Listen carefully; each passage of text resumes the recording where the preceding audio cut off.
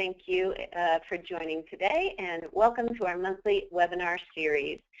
This month we're focused on embedding cultural competence into your organization. And we appreciate that you're here with us today.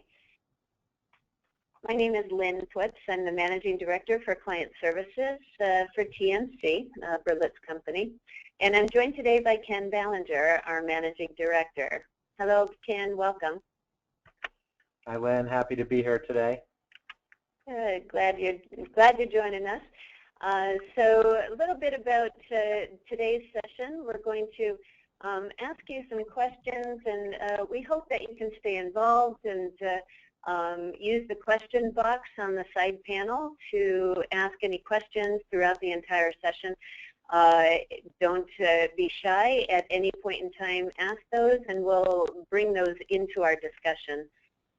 We're going to try and keep yourself muted as appropriate, but we're going to try on our side to leave the audio channel open. We're not sure that we have the technology for that, but we're going to try and have that dialogue with you today. So we're going to test that here in just a second. We're going to post the recorded session on TMC ORP, which is our corporate website. So if you have a colleague who was unable to join today, go ahead and share that link with them. We will be sending that link out to you at the end of today's session. And as we pass the control rights back and forth to each other, forgive any technical delays that you might see or experience. So thanks for joining. We're excited to have you with us today. Let's take a look at what we're going to cover. We're going to look at an example of a culturally competent leader in today's workplace. It's certainly not the only leader that is out there right now in the workplace, but we just give an example, and we're going to ask you for examples of somebody that you're looking at as a role model that is culturally agile and able to navigate the global marketplace effectively. We're also going to take a look at some client case studies. We have two of them for you, one an internal and one an external model, and we'll explain what that means as we go. Then we'll take a look at self, team, and organizational cultural competence and how those are built from our perspective. And then we'll look at ways to sustain the momentum and keep the focus on the organizational structures and building cultural competence at that level. So excited to get started. Let's take a look first at who's on the line with us today. So let's take a quick poll and find out who's with us today. So Lakeisha, if you can open up our poll, and we can find out who's with us.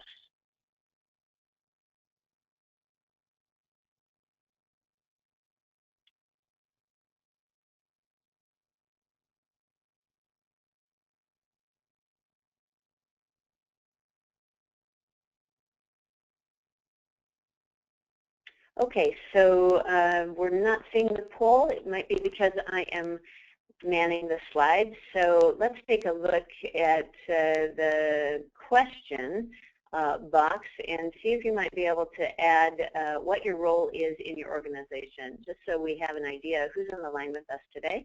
The question box is on the your control panel. So go ahead and type in your role, just whatever your organizational role. Great, thank you. I see some learning and development managers on the line, technical delivery, learning consultants, training and development, some delivery. Excellent. Thank you so much for giving us your input. OD and team manager, thank you. Global mobility, welcome. Executive project manager, thank you very much. Training and development, diversity and inclusion, thank you. Welcome. OD external consultant, fantastic, and intercultural training coordinator. Great, thank you so much. Looks like we have a very expert group on the line with us today, so appreciate that. Thanks for your involvement. Keep it coming. We will be asking you to contribute throughout this session, so welcome everybody. So let's take a look at a culturally competent global leader. someone we all know with a brand that is one of the most recognized brands around the world, and that is the CEO of Coca-Cola. And this is really just an example of someone walking the talk. And really, while I'm just kind of sharing this perspective on a globally competent leader, we'd love to hear your thoughts about who your ideal culturally competent leader is. Someone who's a role model that you are admiring, that you are following, that you are using as kind of a touchstone for your development. And if you could give us that perspective, also why you admire that person. What is it about that person, about how they demonstrate and walk the talk? Would be great. So add that to the questions box while we're just walking through a couple of points here that I'd like to call out. So to make sound decisions, companies need a diverse set of leaders who have deep understanding of their local customers, especially those in emerging markets, which is a very, very difficult and challenging goal to achieve. Bill George, the former CEO of Medtronic, who is now a Harvard professor or Harvard visiting professor, claims it's not enough just to work overseas to achieve cultural competence as a foundation. Global business professionals must process and learn from their experiences. So techniques and introspective practices like journaling, meditation, prayer, or a solid support network of peers really supports that individual cultural competence development, and really focusing on global leadership readiness to attack that global opportunity that's in front of you. Even the latest research from DDI's 2015 Global Leadership Forecast cites that really out of 13 skills that these 13,000 global leaders were polled across, the need for leading at the global level and managing across differences is one of the leaders' worst rated skills. So we know it's a challenge. We know it's something that we have to hone. So just an example of someone who has honed that is the CEO of the Atlanta-based Coca-Cola. They're a pioneer in cultural and geographic diversity with almost 75 cents for every dollar coming from outside of the United States. And they're not a newcomer to this. As early as the 1960s, the company was run by a South African named Paul Austin. And since that time, Coca-Cola has had Cuban, Australian, and Irish CEOs leading today. Today actually is a Turkish American named Muhtar Kent, who is featured on the slide. So Muhtar is a current example of some successful cultural competence coming into play for success at the business level. He's one of the most recognized global leaders as well. He's involved in the World Economic Forum and in global leadership bodies that support global policy development, even at the UN level. He's been working for the company since 1978. He learned 7 languages during his lifetime and has now settled on a comfortable bilingualism with his native Turkish and English. But he's said to be able to step off a plane in Malawi and know what to do and know people there. And Howard Buffett said that, who is Warren Buffett's son. In fact, Berkshire Hathaway, owned by Warren Buffett, owns a 9% stake in Coke's business. So interesting level of investment there and of admiration of the organization between the two. And in fact, Muhtar Kent himself says that every moment of every day is an opportunity to start or strengthen a relationship. And those relationships, if cultivated, can lead to incredible opportunities for everybody involved. For me, relationships are the single most important element I bring to my role as chairman and CEO of the Coca-Cola Company. Quite frankly, they are what got me here. So that leads to the quote that you see on the screen, which is, "I never dine alone." It's his famous kind of contribution to the business world of, kind of the secret to success that he provides. So interesting. So question for you, this is a leader example. which sector of your employee population is most important when you consider embedding cultural competence throughout your organization. Which grouping of the organization is most important for you? Is it the individual? Is it team leads? Or is it the senior leader level that you find most important?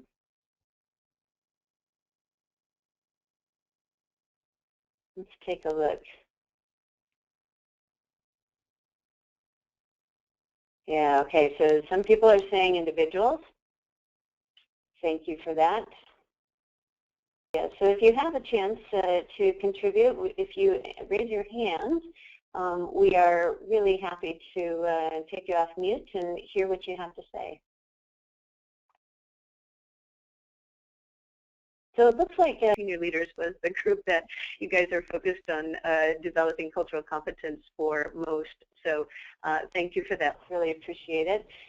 As we look at, how we're building cultural competence for our clients, we do look at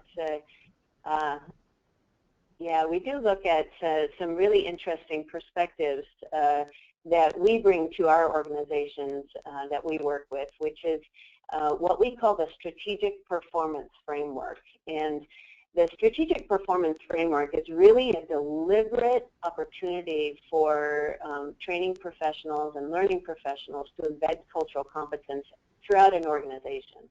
And it really only takes 3 different phases, but those of us that haven't spent 20 years like Ken, 20 years outside of the United States, his home country, for myself, 10 years outside of the United States, which is my home country, and have really gained that experience through learning and on-the-job training, we have to approach this in a more deliberate way, and so that is what we call the strategic performance framework, and it really starts with developing a cultural perspective, as you can see on the screen here. And there are 4 components to that in our methodology, which really starts with an open mind, developing self-awareness, going to other awareness, and then resulting in those cultural insights, which gives us an opportunity to build skills. Once we have that awareness, then we need to build skills around that so we can be agile and apply those knowledge points.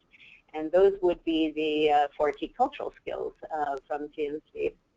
We've been in the business for 35 years and have honed these cultural skills to a pretty high degree now, and have a process where we start with cultural due diligence and really do our homework before entering the marketplace and kind of preparing ourselves for the cultural differences and interesting perspectives that we might be engaging with. And then we have a decision tree, right? We think about whether or not cultural dialogue or style switching would be a more appropriate approach to the new environment that we're navigating, and then underscore that with cultural mentoring. So on the backside of that, though, is strategic results, and that's where we ultimately need to get to.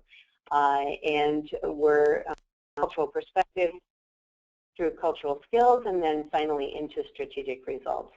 So I give that to you as kind of a framework for building these cultural skills outside of the possibility of what I demonstrated earlier, which is, someone who has lived and worked overseas all of their careers, speaks multiple languages. Those of us that don't have the opportunity to have those experiences, we need to build those skills very deliberately, and this is the process that we do that through. So I'd like to hand this over to Ken, unless you had some comments here, Ken. I'd like to hold this over to Ken for our first client example. So let me bring Ken back on the line. Ken?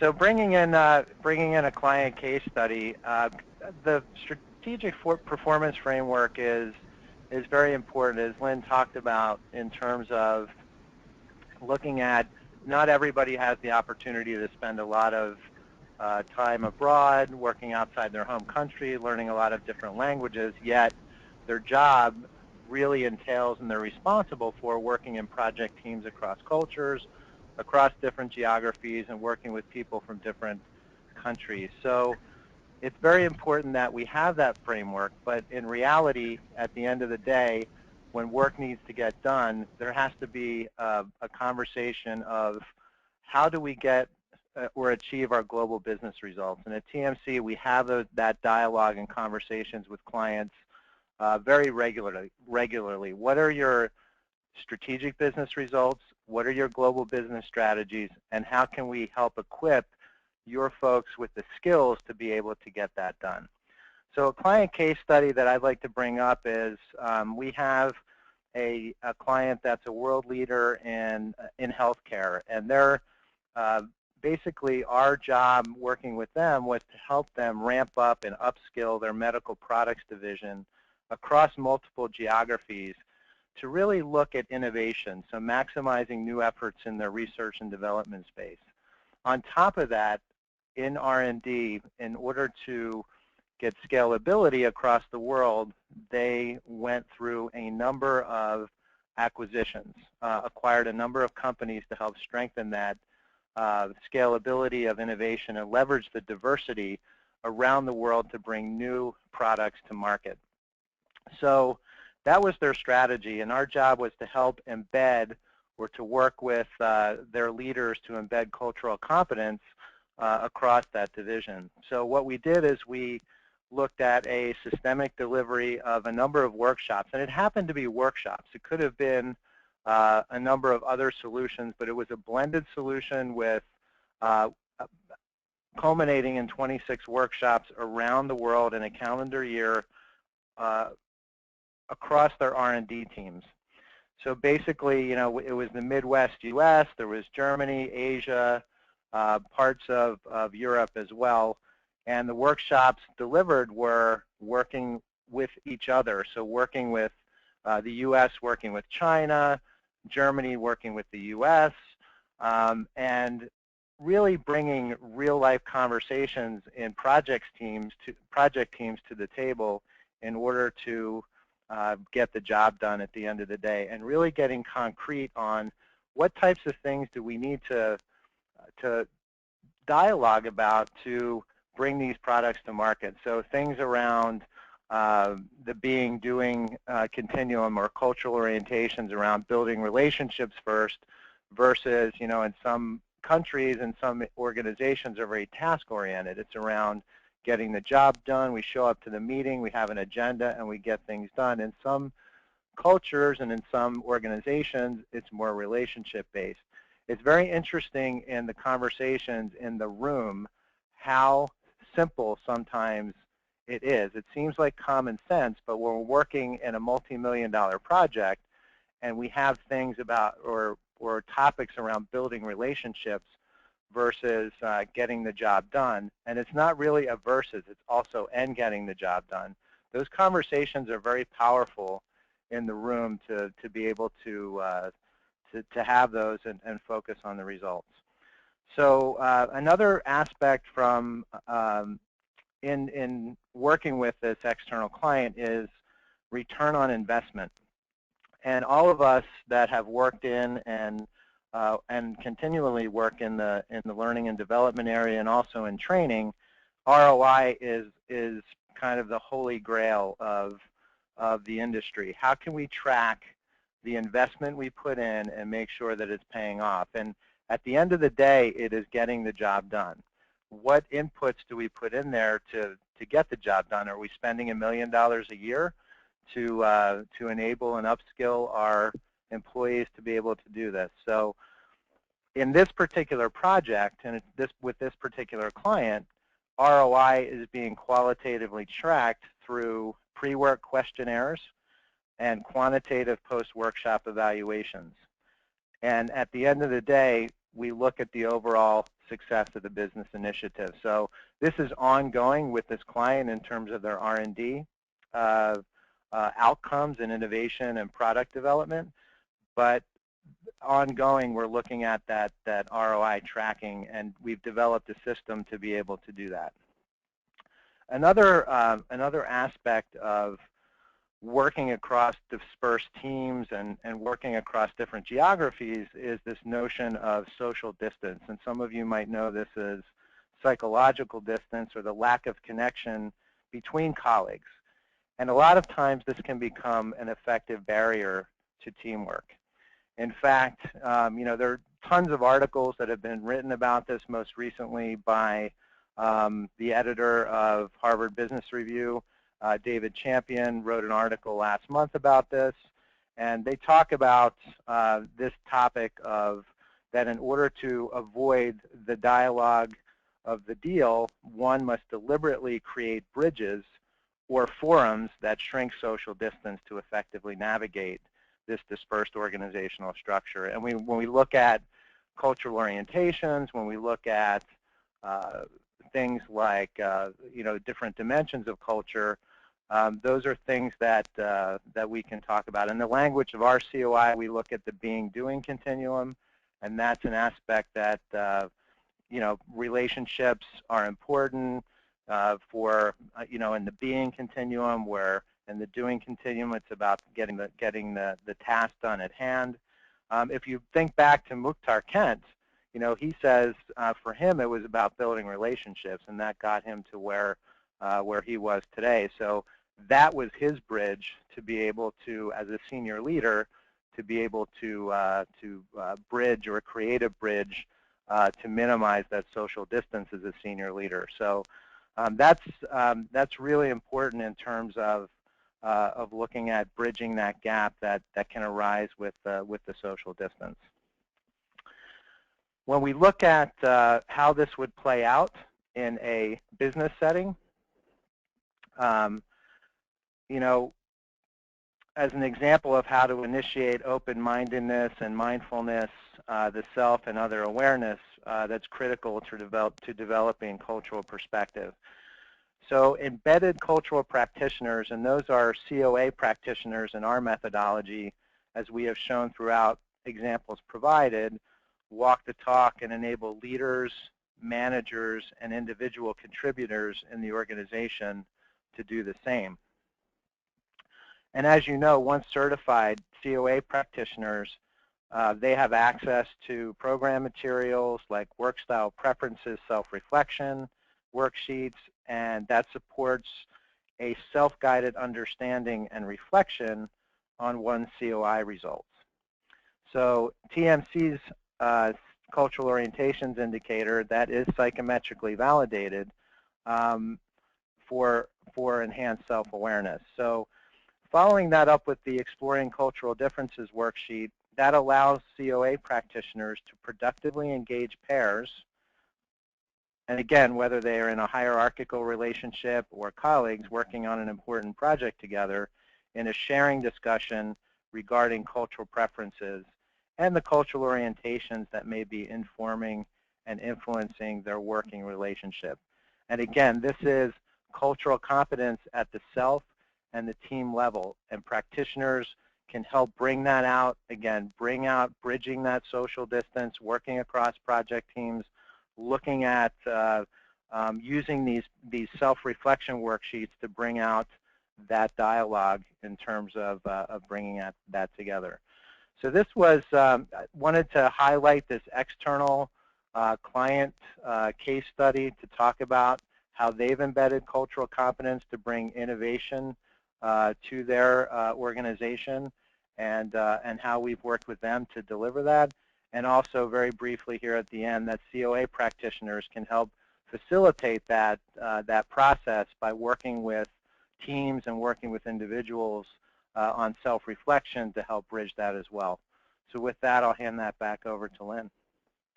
Yeah, Ken, thank you for that. And on the screen, we were just showing a couple of resources in the Cultural Navigator to take it to the next level.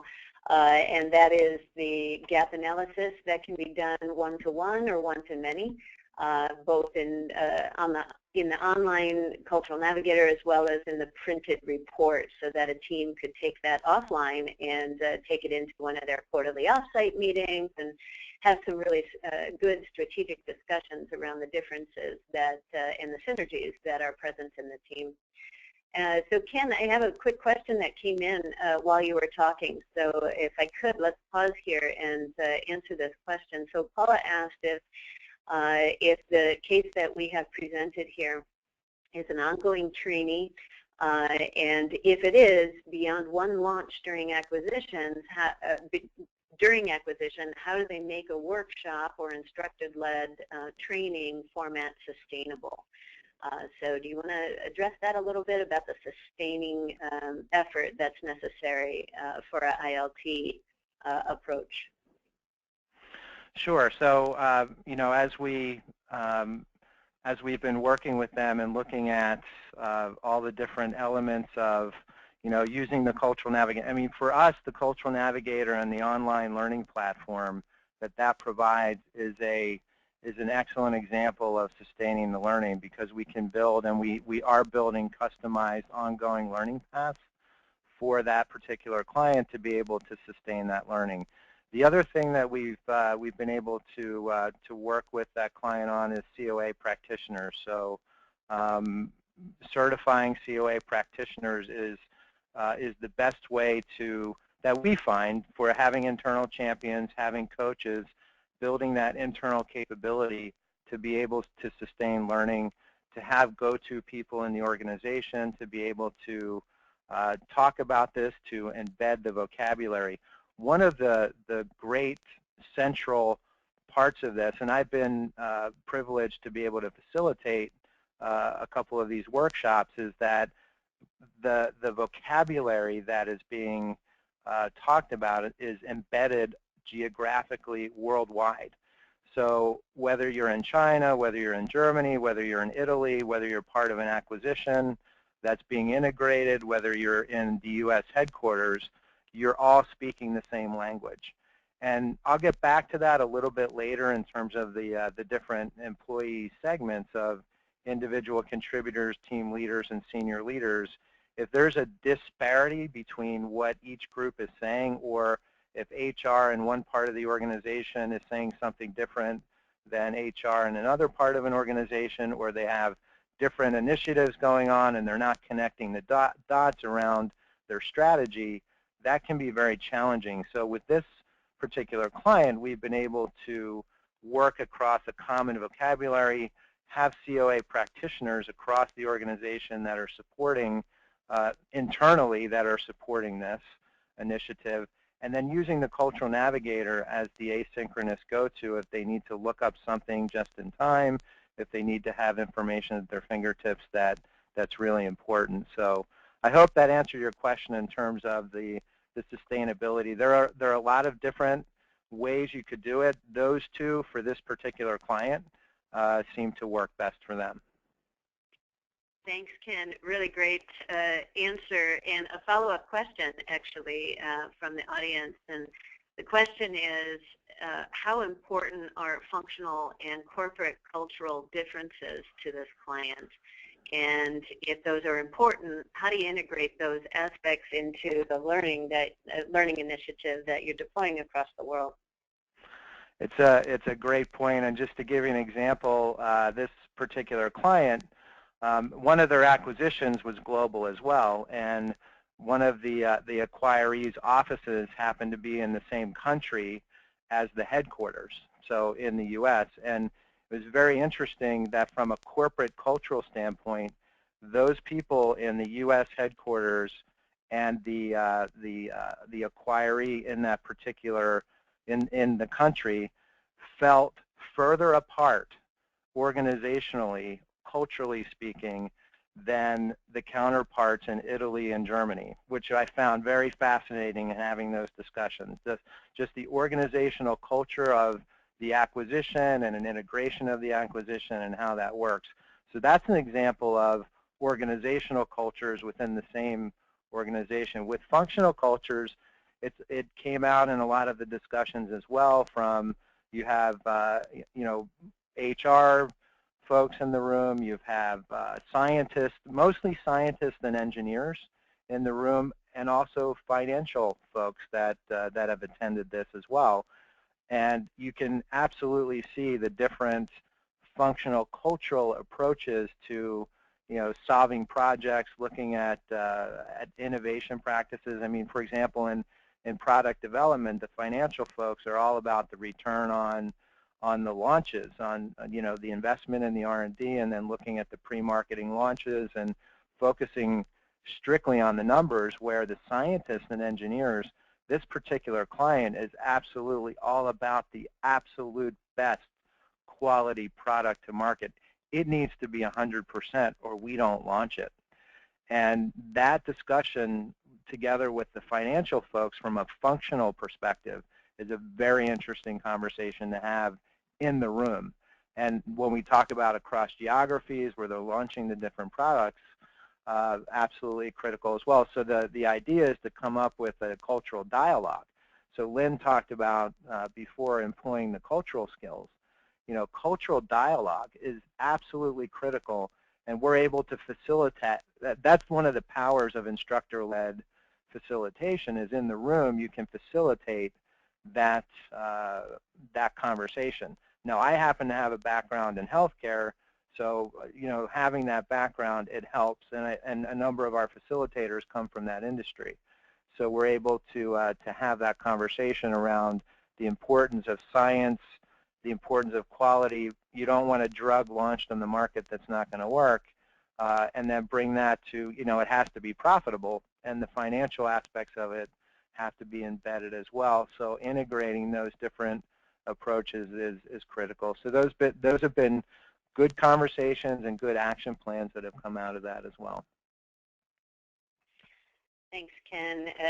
Really, that's a tremendous project for us. So I really appreciate you having that the example of being in the room and facilitating too, so you see what it's like on the ground and can, you know, help illustrate that.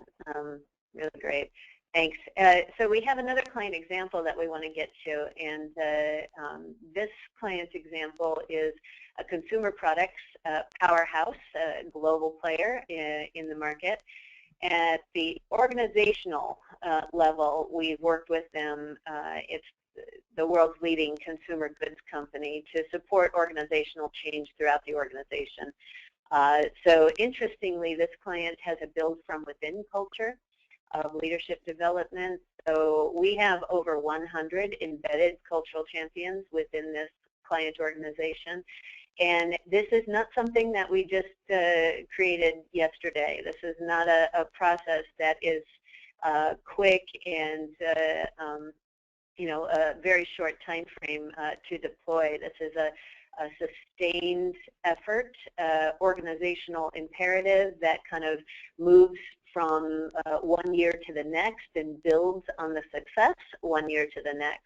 So in this particular situation, we started working with them in 2004. And in 2004, we really started just delivering workshops and programs similar to the stage that we are in with the first client that we used as an example. But we were really focusing on the neutral vocabulary, the CLI, and developing cultural competence based on that. We launched the Cultural Navigator shortly thereafter and made sure that there was an online 24/7 opportunity for the employee base to build that cultural competence at their own pace. So self-guided learning was you know, immediately launched after those first workshops were deployed. And then we started building a base level customized program and workshop that was unique to that company. So instead of a universal approach that we had used with other clients, which is how we started engaging with this client, we went to a customized level after we launched the Cultural Navigator. We deployed that across the organization. And again, that build from within focus really came into play when the client said, hey, we want to build that champion cadre of experts in our own organization. How can you help us do that? And that's when we came up with the Cultural Orientations Approach, which is our certification model. And we embedded level 1 Cultural Orientations Approach certified practitioners in the client organization. And at that point, and for a sustained period of time, a couple of years, we really focused on that effort, and we got to a point where we had over 200 certified practitioners distributed throughout the world in this organization. We followed that up with the next stage, which was a train the trainer.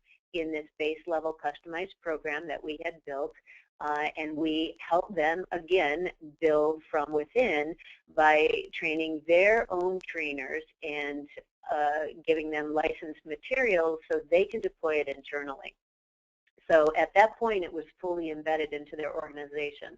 Not only did they have the cultural champions, they also had the actual workshop that those cultural champions could then deploy, both at the individual level, so that certification for interpretation of results and activation of the learning could happen, but also at the group level. So that workshop was key and essential. We built over time support materials customized for a wider asynchronous deployment across the organization, in addition to the Cultural Navigator, which is the 24/7 learning platform. And then from there, we have seen it evolve within the organizational structure so that the team level was where they wanted to focus, because they had already embedded cultural competence at the individual level at a large percentage of the employee population by this time. So this is, in the early 2010, 2011 stage that they started talking to us about, all right, so individually we're culturally competent.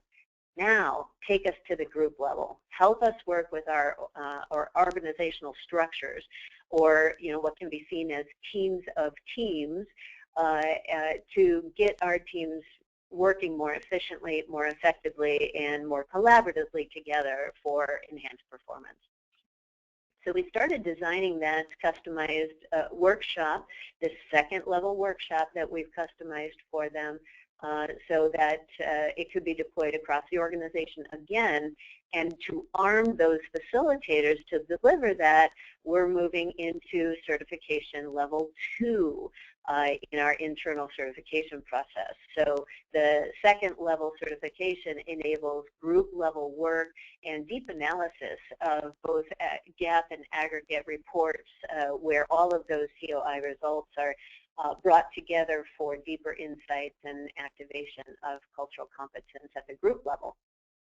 So really quite a nice journey that we have been on with this client. It's been over 11 years that we have been able to create at the organizational level some really quite nice organizational change at the cultural competence level.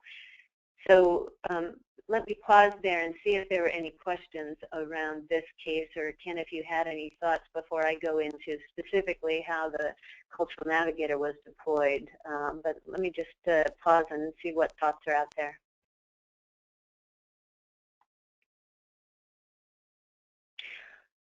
Good. So while you're coming off mute, Ken, I have a question from the group.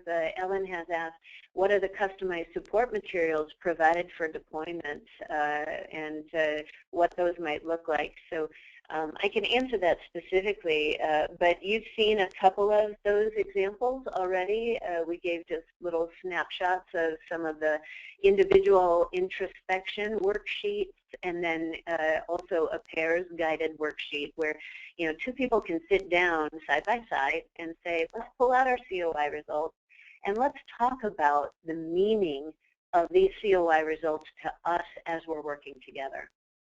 And one by one go through the results, pair them up, look at them, identify where the synergies are, identify where the differences are, and talk about the impact of both the synergies and the differences on the working environment. And so we have a very methodical process with quite a robust instruction sheet that goes along with it that helps people do this on their own. We want them to, have the opportunity to reflect, to make it meaningful to them, to find meaning, to bring a mindfulness to their environment that they might not be bringing already, because they might not even be aware of where the differences are coming from, perhaps where the conflict is stemming from, and these support materials can help with that. They can be housed on a centralized platform, for instance, the Cultural Navigator. or the practitioner site, so that the 200 or 100 embedded practitioners have access to this at any time they'd like to, so that when the business need arises, they have everything at their fingertips. So I hope I was able to answer that question for you, but let me open that up for Ken too. Did you have any thoughts about that you wanted to contribute, Ken? Yeah, so can you hear me? I hope you you can. All right, can. Great. So thanks, Lynn. What I'd like to highlight here is, while this has been 11 years with this particular client, what we are seeing today is a movement. I don't know if I would call it a trend, but there's a movement towards an internalization model for our clients. So certifying internal champions, licensing content, using the Cultural Navigator, and basically having TMC provide more of a turnkey solution in terms of ramping internal expertise up to be able to deliver that both locally and globally, and then relying on TMC as the experts to come in as consultants to help with the newest and greatest, the thought leadership around the next thing that's happening in with culture leadership and D&I. We're seeing that across and getting requests for that across a number of our clients, and this particular client is one of those. And it's for them, because they're so large, because it has been a strategy, but they're really taking off on that internalization concept. So I put that out there, and this is an example that that illustrates that. Thanks, Ken. Super ad. So I'd like to just kind of walk you through a couple of the resources that are available in the Cultural Navigator. This is the organizational representation of the COI. So that means everyone in the organization has taken their COI and has access to organizational aggregate report. And what that does is allows you to see where everyone is placed in the organization across all of the preferences that are represented in the COI. Now, this is the online version of it. When you click on that debrief link on the bottom, you get a debrief that specifically addresses the distribution of preferences across the population. So you see this is a fairly large population. This is actually the Berlitz organization that we belong to. And it gives you a very specific debrief around what the preferences are within the organization and how they're distributed across both sides of the continuum. We also have the option for you to print that out, and this is how it looks once it's printed. It still gives you all of the numbers and the percentages of the population that land in all of the strength areas. It also gives you that debrief. So again, great opportunity for you to get this printed out and have organizational discussions around these preference distributions and what that means for perhaps a large team, or at the organizational level for a senior leadership team to really start diving deep into the dynamics of their organization. Inside the Cultural Navigator, there's also a wealth of information, over 500 different learning elements, and quite a few learning elements specifically address organizational change. And this particular article talks about the dimension of sense of self, which is one of the 3 COI dimensions, and how that can be used to look at organizational change in a different way and through a different lens. So one of the challenges around organizational change, of course, is really getting to a point where you can affect change, and thinking about which preferences come into play is a great way to do that. And so the sense of self, kind of discussion sheet here allows you to think of one of the 3 dimensions of the COI as a result to organizational change. So at this point, I'd like to ask another question of you all, is do you have internal cultural champions inside of your organization? And the answers are yes, no, or not sure, but now I'm curious. So let's see what the results are. And I figured out how to read that. Excellent. Okay, so 64% of you say yes, you have champions within your organization.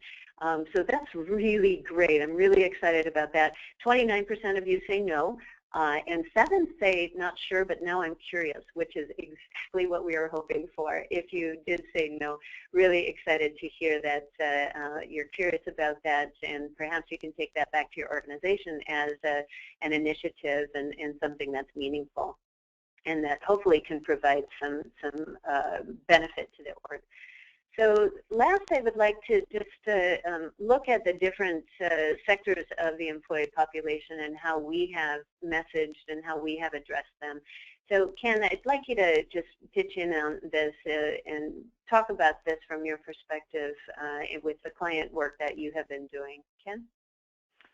Thanks, Lynn. So I mentioned this before that, you know, best practice, or where we've seen cultural competence embedded most successfully across an organization is where it's tied to a global business strategy or a business strategy. It's not solely tied to skill development or because we think this is a good idea. It's grounded in what is the business outcome. Are we launching a new product? Are we establishing a new solution or service?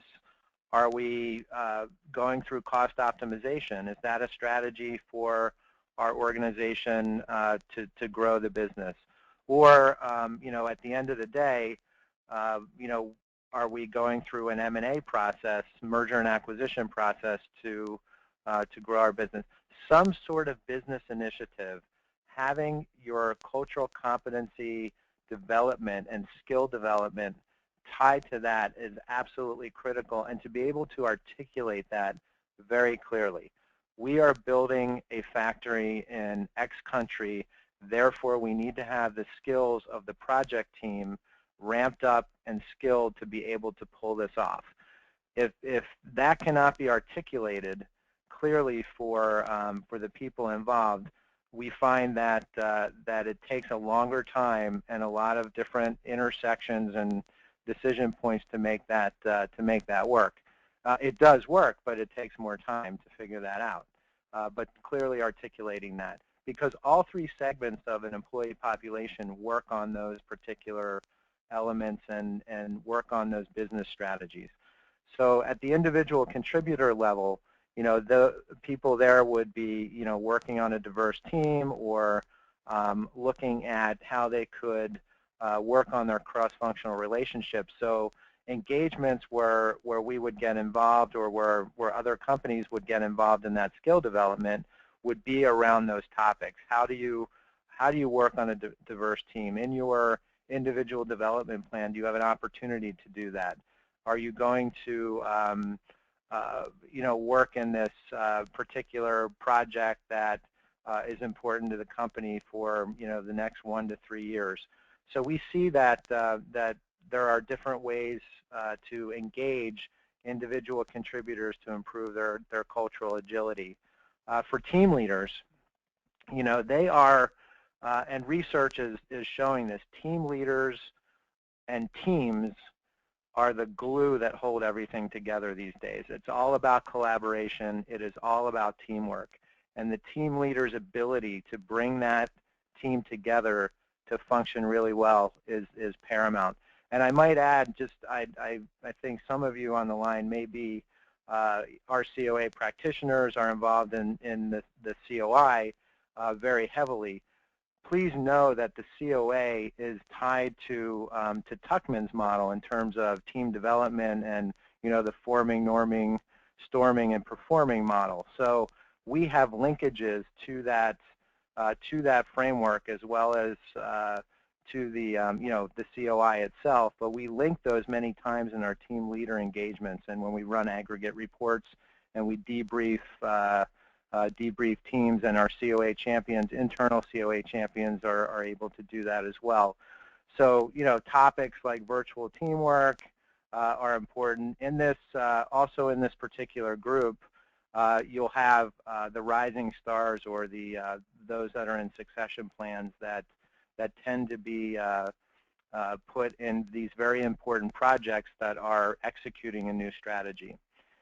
And as you noted, senior leaders are very important in terms of walking the talk and embedding cultural competence, yet they feel least confident about that. And that is a testament. DDI and Berlitz and TMC launched a global leadership forecast. Lynne referenced that earlier, 13,000 leaders.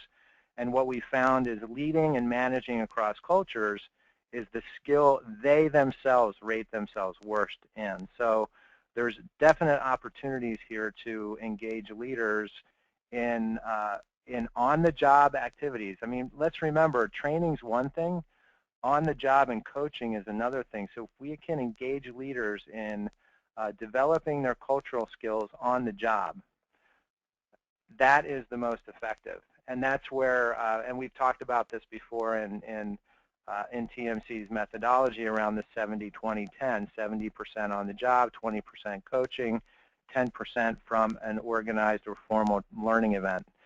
So, and we fully support that. And senior leaders especially, they don't have time to take 3 days out or 5 days out, sometimes even a day. So it's important that they're able to do that on the job. These are some of the issues that they're dealing with, leading diverse operations or global sales, maximizing these global sales teams. Those are some important topics. For sustainable implementation, absolutely critical is that there are internal champions. And it's great to see that 64% of you have those internal champions. Leverage them. They are the ones that are going to be helping and again are the resources within the organization that leaders and also team leaders are depending on to help them execute their job, their projects and execute their strategies.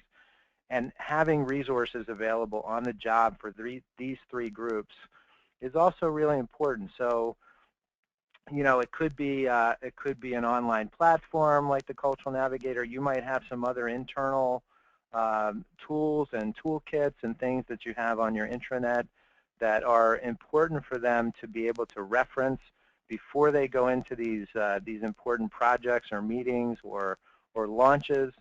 Those are a big help for them, but you need to activate it. It needs to be active. It can't just sit passively on an intranet and we hope that they'll just reference it. They need to have a reason to go in, and an internal champion is one of those people that can activate that and be that go-to resource. So with that, I will hand back over to Lynne. I don't know if there are any questions around that. This is just in our view when we work with such a diverse client base that we have. We see this play out on a multitude of levels, but I tried to give you some common denominators, some common themes on this. Thanks, Ken, for sure. And in fact, I wanted to acknowledge one of the inputs from our audience. Tracy shared that one of her examples of a senior leader who is walking the talk, she gave some characteristics of that individual, that they base their leadership on honesty, even when the news is not good. This person is not afraid to deal with conflict and manage that. And that person works to ensure that people under them are promotable and advocates for them with the executive team. So fantastic feedback, Tracy. Really important characteristics that you're outlining for someone who walks the talk. You also shared that they identify limiting beliefs versus real fact. And that's kind of the segregation of separating the person from the problem and making sure that you're looking at it from an objective viewpoint. So thanks for that contribution, Tracy. Really appreciate it. And I wanted to give us a tight close here because we're up to the hour and give you the opportunity to ask any last questions you might have. Thank you for joining, and we certainly look forward to you joining our next session. We are taking the month of August off from these webinars, so I hope you enjoy your summer as much as we will be enjoying our summer, and we are really excited to see you back with us in September. Stay tuned for the topic. We will be sending that out by email. So thank you so much for joining, Ken. Thanks for the discussion. It's been really rich. Appreciate that.